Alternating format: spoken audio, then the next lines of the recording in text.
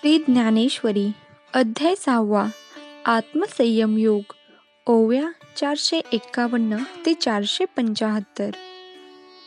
श्री गणेशाय नमः.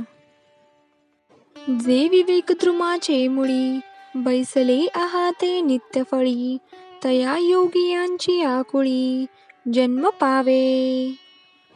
जे विवेक विचार वृक्षाच्या तळी अखंड निवास करून ब्रह्मप्राप्तीची फळे चाखतात, अशा योगीजनांच्या श्रेष्ठ कुळातच हा योगभ्रष्ट पुरुष परत जन्मास येतो. मोटकी देहाकृती उमटे आणि निज ज्ञानाची पहाट फुटे, सूर्यापुढे प्रगटे प्रकाशू जैसा. अशा योगभ्रष्टाला बालपणीच त्याच्या गतजन्मीच्या अभ्यासामुळे सर्वज्ञता प्राप्त होते.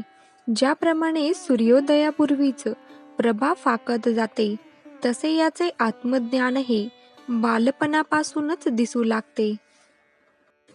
तैसी दशेची वाट न पाहता, वयसेची गावा न येता, बाळपणीची सर्वज्ञता वरी तयाते.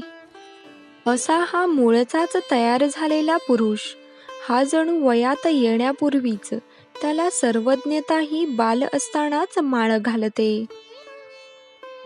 तिये सिद्ध प्रज्ञेची आलाभे, मनची सारस्वते दुभे, मग सकल शास्त्रे स्वयंभे निघती मुखे. अशा पुरुषाच्या गतजन्मीच्या अभ्यासामुळेच त्याला या जन्मात सर्वज्ञात असते. त्याची बुद्धी स्थिरावलेली असते, तर त्याच्या मुखातून योग्य अशी शास्त्र, न्याय, नीती, वचनेच बाहेर पडत असतात. ऐसे जे जन्म जया लागी देवस काम, स्वर्गी ठेले जप होम करीती सदा. अर्जुना, अशा प्रकारे आपल्याला उत्तम कुळात जन्म मिळावा म्हणून ते स्वर्गलोकीच देवही यज्ञयागाधिक कर्मे करीत असतात. अमरी भाट होई जे, मग मृत्यू लोका ते वाणिजे, ऐसे जन्म पाथा गाजे ते तो पावे. देवांनी स्वतः ज्या मृत्यूलोकाचे वर्णन करावे, त्याची स्तुती करावी, त्या मृत्यूलोकातील उत्तम कुळात अशा योगभ्रष्ट पुरुषाला मात्र सहज सुलभ नवा जन्म प्राप्त होतो. आणि मागील जे सद्बुद्धी, जेथ जीवित्वा जाहली होती अवधी, मग तेची पुढती निरवधी नवी लाहे.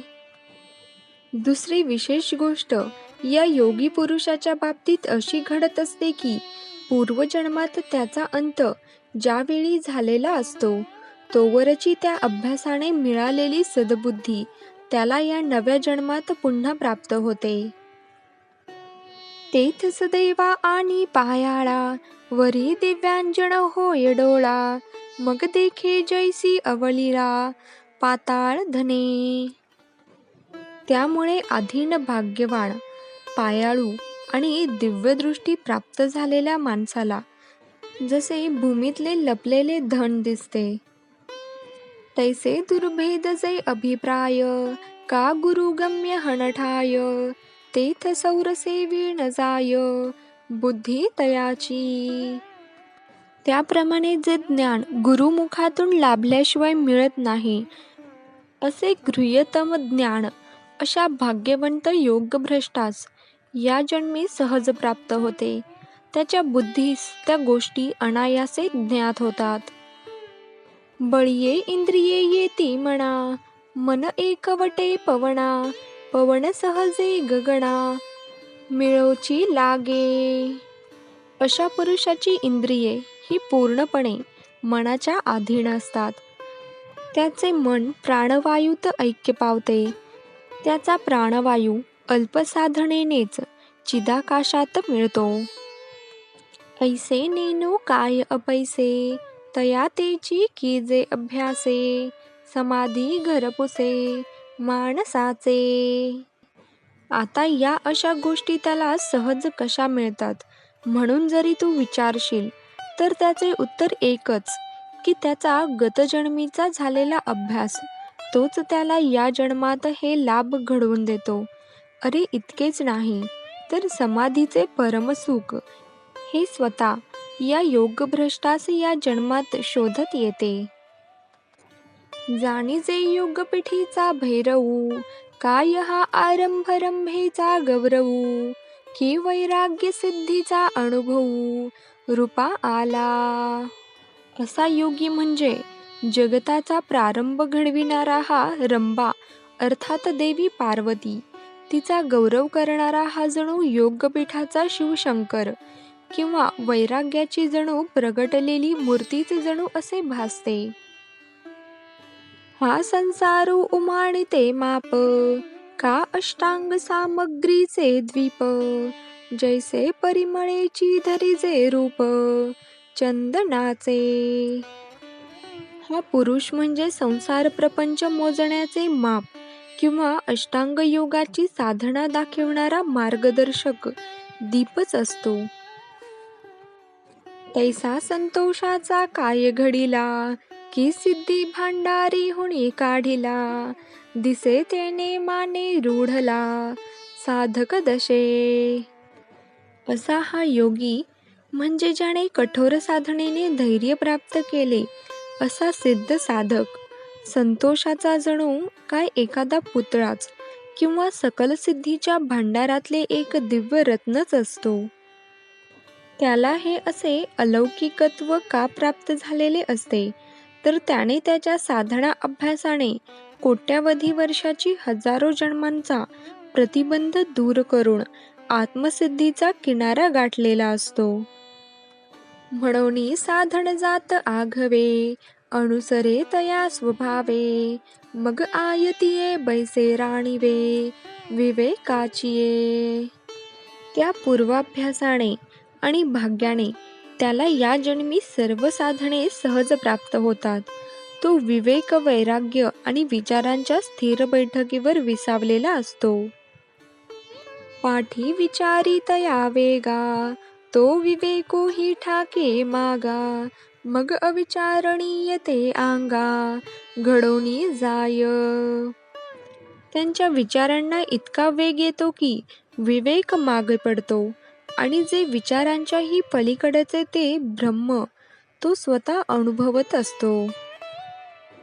तेथ मनाचे मेहुडे विरे, पवनाचे पवन पणसरे, आपण पा आपण मुरे, आकाशही. त्याचा मनरूपी मेघ नाहीसा झालेला असतो, वाऱ्याचा चंचलपणा स्थिरावलेला असतो आणि आकाश देखील त्या महदकाशात मुरून गेलेला असतो. प्रणवाचा माथा बुडे, येतुलेणी अनिर्वाच्य सुख जोडे, म्हणोनी आथीची बोलू बहुडे, तया लागी. तो योगी ओंकाराच्या अर्थमात्रेत लीन व्हावा असे शब्दात वर्णन न करता येणारे असे परमसुख त्याला प्राप्त झालेले असते. त्यामुळे इथे त्या स्वरूपस्थितीचे वर्णन करायला पुढे गेलेले शब्दच मागे फिरतात. ऐसी ब्रह्मींची स्थिती, जे सकला गतीसी गती, तया अमूर्ताची मूर्ती, होऊनी ठाके. मग इतर सर्व गतींना जी गती देते ती ब्रह्मस्थिती, त्या निराकार स्थितीस असा योगी जाऊन पोहोचलेला असतो. तेने बहुती जन्मी मागिली, विक्षेपांची पाणीवळे झाडिली, म्हणोनी उपजत खेळू बुडाली, लग्न घटिका. त्याने आपल्या मागील अनेक जन्मांमध्ये त्याच्यावरचा विषय वासनांचा मळ, विक्षेपांचा केरकचरा काढून टाकलेला असतो.